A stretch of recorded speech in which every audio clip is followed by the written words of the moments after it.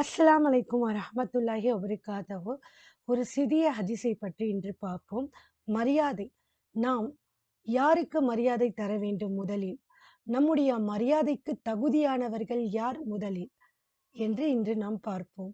ஒருமுறை சஹாபி அவர்கள் நம்முடைய ரசூல் ஸல்லல்லாஹு அலைஹி வஸல்லம் அவர்களிடம் சென்று கேட்டார், யா ரசூலல்லாஹ், என்னுடைய மரியாதைக்கு தகுதியானவர் யார் என்று.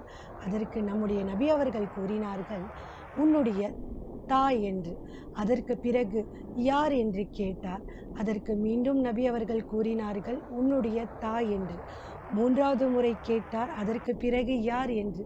அதற்கு மறுபடியும் நபி ஸல்லல்லாஹு அலைஹி வஸல்லம் அவர்கள் கூறினார்கள், உன்னுடைய தாய் என்று.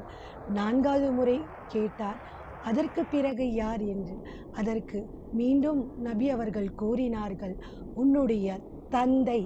அதற்கு பிறகு உன்னுடைய நெருங்கிய உறவினர்கள் என்று.